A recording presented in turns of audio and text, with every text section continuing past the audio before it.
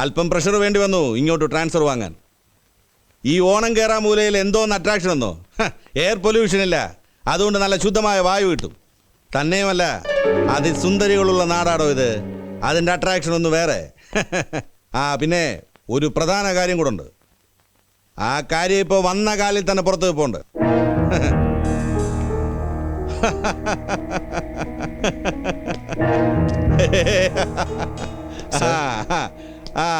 പിന്നെ വിളിക്കാം സർ. എന്താടോ തനിക്കെന്തിനാ ഇത്ര ടെൻഷൻ? ആരായാലും എനിക്ക് സൗകര്യമുള്ളപ്പോഴേ കാണാൻ നോക്കൂ. കുറെ നേരമായിട്ട് അവർ കാത്തു നിൽക്കുന്നു സർ. നിക്കട്ടടോ, കഴിക്കുമ്പോൾ എവിടെങ്കിലും ഇരുന്നോളും. പിന്നെ തനിക്ക് അത്ര നിർബന്ധമാണെങ്കിൽ കുറച്ച് കുഴമ്പെടുത്ത് ആ കാലങ്ങ് തിരുമ്മിക്കൊടു.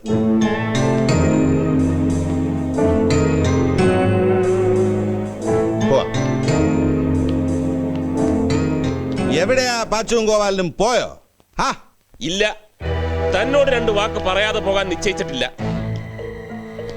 വിരിഞ്ഞിട്ട് ഇത്രയല്ലേ ആയുള്ളൂ, അതിനിടയ്ക്ക് ഇത്രയും അഹങ്കാരം പാടില്ല. ഇതുപോലെ യൂണിഫോം ഇട്ടാൽ താൻ പറഞ്ഞ ആ പാച്ചുവിന്റെ റാങ്ക് എന്താണെന്നറിയോ? 132.5 കിലോമീറ്റർ ദൂരെ അങ്ങേരെത്തിയെന്നറിഞ്ഞാൽ താൻ ഇവിടെ സല്യൂട്ട് അടിച്ച് നിൽക്കും. ദാ ഇങ്ങനെ. കുറെ നാൾ ഈ കാക്കി ഞാൻ വിട്ടതാ, അതുകൊണ്ട് പറയാൻ പാടില്ല. എന്നാലും പറയാതെ പറ്റില്ല. ഈ ലോകത്ത് ഒരിക്കലും നേരെയാകാത്ത 2 എണ്ണേ ഉള്ളൂ. ഒന്ന് പട്ടിയുടെ വാലും, മറ്റേത് ചാക്കോ.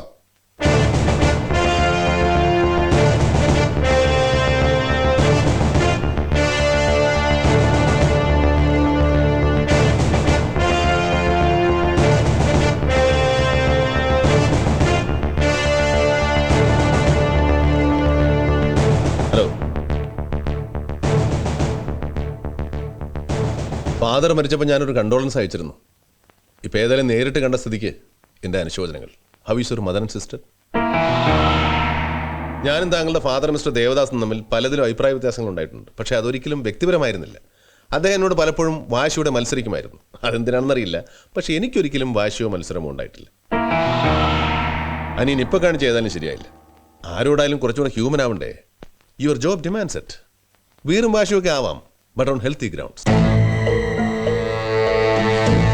ചെറുപ്പത്തിൽ സർവീസിൽ കയറിയാൽ നാക്കിനും വാക്കിനും ഒക്കെ ഒരു അല്പം വകതിരിവ് കുറയും. അതുകൊണ്ടാണല്ലോ ആളും തരവും നോക്കാതെ പെരുമാറുന്നത്. Too bad. സൂക്ഷിക്കണം, വളരെ സൂക്ഷിക്കണം. അല്ലെങ്കിൽ ഈ ജന്മം പാഴായി. വരട്ടെ.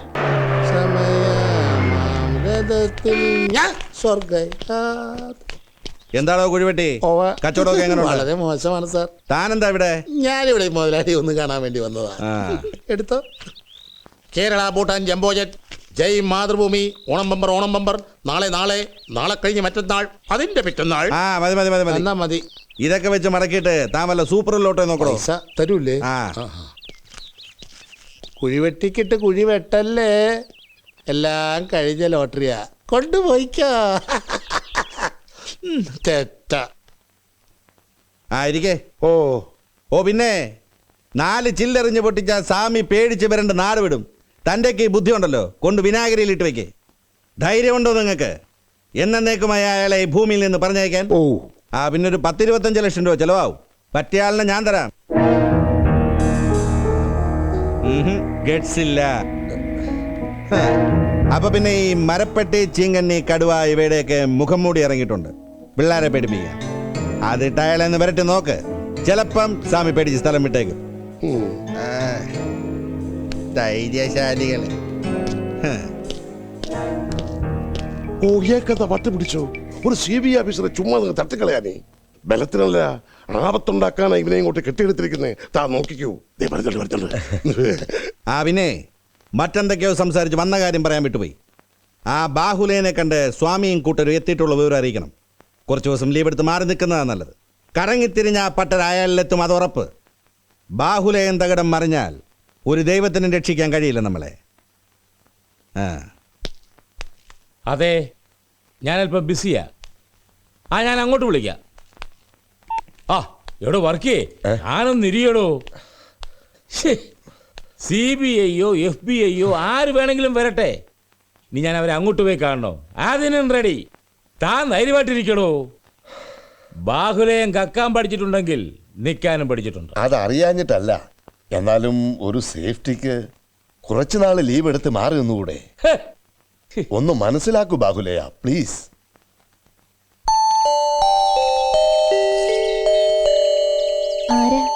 സാറിനെ ഒന്ന് കാണാൻ വന്നതാ. അടിയോടി എന്ന് പറഞ്ഞാൽ അറിയാം. മനസ്സിലായി, ഞാൻ പറയാം. ആ ദുഷ്ടൻ അമ്മാവനെയും മക്കളെയും ശരിക്കും വിഷമിപ്പിച്ചു അല്ലേ? എന്താ പോലീസുകാരന്റെ പേര്? ആ, സത്യദാസ് അതല്ലേ പേര്? ഞങ്ങളോടെല്ലാം പറഞ്ഞിട്ടുണ്ട്. മാഷും അമ്മാവനെ പോലെ സാത്വികനാ, വയലൻസ് ഒന്നും പറ്റില്ല. മര്യാദക്ക് 2 ചീത്തവാക്ക് പറയാൻ പോലും കിട്ടില്ല മൂപ്പരെ. വരൂ, അകത്തോട്ടിരിക്കാം.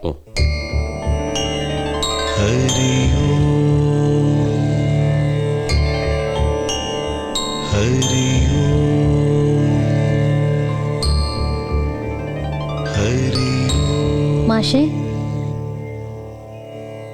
മരിച്ചുപോയവരെ കുറിച്ച് സത്യമായാൽ പോലും അപ്രിയമായത് പറയാൻ പാടില്ല എന്ന് പറയും. പക്ഷേ കഴിഞ്ഞ ദിവസം മാണിക്കുഞ്ഞിന് ശത്രുക്കൾ ആരെങ്കിലും ഉണ്ടോയെന്ന് സാറ് ചോദിച്ചപ്പോൾ ഞാൻ ഒരാളെ വിട്ടുപോയി.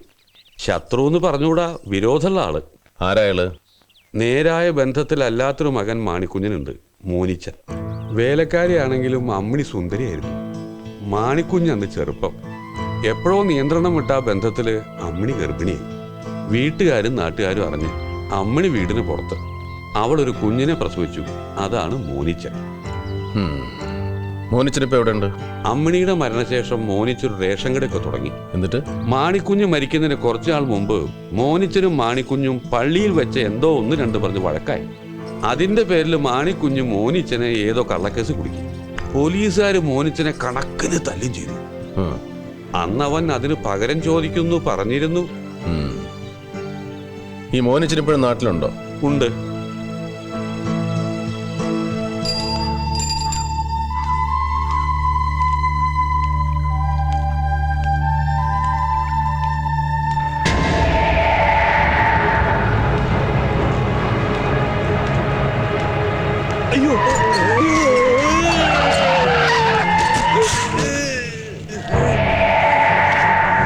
എന്താ അടിയോളി, പേടിച്ചോ? ആ, ഈ ഭാഗത്തൊക്കെ ഒരു തെണ്ടൽ. ആ പട്ടരെ കണ്ടിട്ടുള്ള വരവാണല്ലേ? എന്തൊക്കെ ശ്രദ്ധിച്ചു അയാളുടെ മുന്നിൽ. 2 വിട്ടിട്ട് ഇനിയും കയറി വരും തന്റെ വീട്ടില്, അന്നത്തെ പോലെ അത്താഴ സമയത്ത്. പക്ഷേ നേരം പുലർന്നിട്ട് തിരിച്ചു പോരും, ചില്ലറ ജോലിയൊക്കെ കഴിഞ്ഞിട്ട്. എന്താ, വരട്ടെ? വേണ്ട, വരണ്ട. ആ, എങ്കി പറ, അയാൾ എന്തൊക്കെ ചോദിച്ചു, താൻ എന്തൊക്കെ പറഞ്ഞു? പിന്നെ പറയണോ?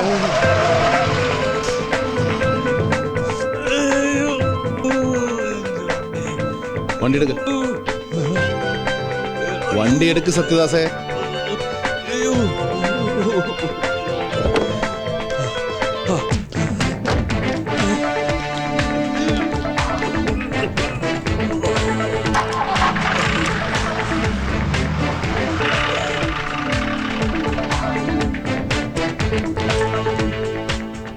അടിയോടി, നേരെ ഇന്ന് റൂറൽ എസ്പി കാണണം.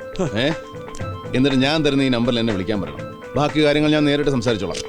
പേടിക്കണ്ട, ഇനി ഒരു പുഴു പോലും ആ മുറ്റത്ത് കയറില്ല.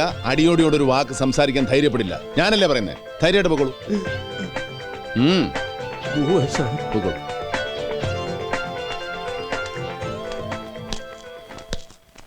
സ്വാമിയെ നിന്നെ അങ്ങനെ അങ്ങ് പോയാലോ? ഇനി പോവല്ലോ.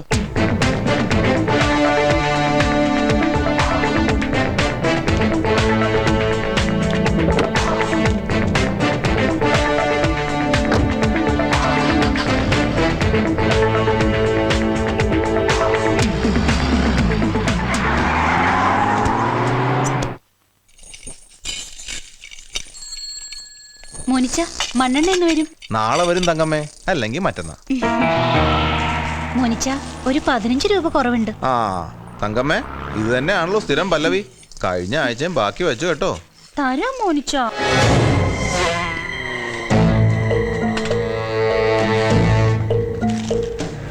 മോനിച്ച, ആരാ?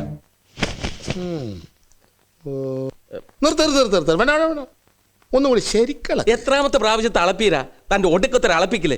എന്റെ ഒടുക്കത്തെ അളപ്പല്ല, നിന്റെ അവസാനത്തെ അളപ്പാ. നിന്റെ മുതലാളി ഉണ്ടല്ലോ, ടൈലർ മണി, അവനെ കൊണ്ടുവരും, ഞാൻ അളപ്പിക്കും. ടൈലർ മണിയുടെ കടയല്ലേ ഇത്? അതെ. ആരാ മനസ്സിലായില്ല? അതൊക്കെ പറയാം. മണി എവിടെ ഉണ്ടാവും? ഓണക്കാലമല്ലേ, പല പരിപാടികളുണ്ട് മൂപ്പർക്ക്. കൃത്യം പറയാൻ പറ്റില്ല. ചിലപ്പോ പുതിയ ഷോറൂമിന്റെ പണി നടക്കുന്നുണ്ട്, അവിടെ ഉണ്ടാവും. എവിടെയാണ് ഈ പുതിയ ഷോറൂം? കുറച്ച് മുന്നോട്ട് പോയാൽ മതി, ഇടതുവശം. കള്ളാ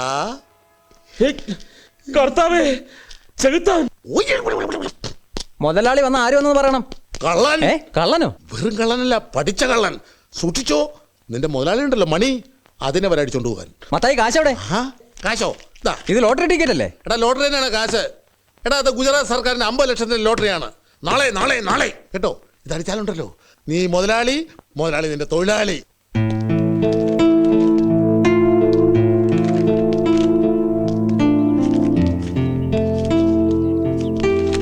സാറിന് ഇപ്പൊ തോന്നിയ സംശയം അന്നും ചിലർക്ക് തോന്നിയിരുന്നു.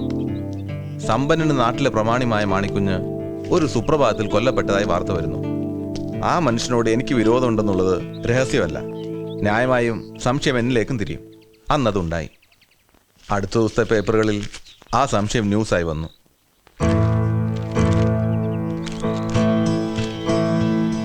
അന്നെന്തോ തോന്നി, ഇതൊക്കെ ഞാൻ സൂക്ഷിച്ചതാ. അന്ന് ക്രൈംബ്രാഞ്ചോ CBIയോ ഈ വിഷയത്തെക്കുറിച്ച് നിങ്ങളോടൊന്നും ചോദിച്ചില്ലേ? അന്ന് ക്രൈംബ്രാഞ്ച് നേരിട്ട് ചോദിക്കാതെ നാട്ടുകാരോട് എന്നെ കുറിച്ച് ചോദിച്ചായി പലരും പറഞ്ഞു. തുടർന്ന് കള്ളനെ കെട്ടിയതുകൊണ്ടാവാം, പിന്നെ ആരെയും കണ്ടില്ല. അന്ന് പേപ്പറിൽ വന്ന ന്യൂസിനും സാർ ഇപ്പൊ ചോദിച്ച ചോദ്യങ്ങൾക്കും എനിക്കൊരു ഉത്തരവുള്ളൂ.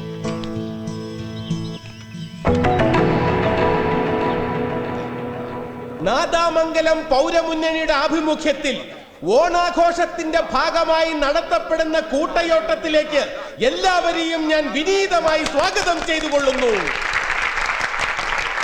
കൈയടിക്ക് നന്ദി. സ്നേഹമുള്ള നാട്ടുകാരെ, സുഹൃത്തുക്കളെ, ഈ കൂട്ടയോട്ടത്തിൽ ഒന്നാമനില്ല, രണ്ടാമനില്ല, ഒടുവിലെത്തുന്നവനില്ല. പങ്കെടുക്കുന്ന എല്ലാവരും വിജയികൾ, എല്ലാവർക്കും പ്രോത്സാഹന സമ്മാനങ്ങൾ. സുഹൃത്തുക്കളെ, കൂട്ടയോട്ടം ആരംഭിക്കാൻ പോവുകയാണ്. Get ready. 1 2 3 4 സ്റ്റാർട്ട്. കൈയടിക്കൂ.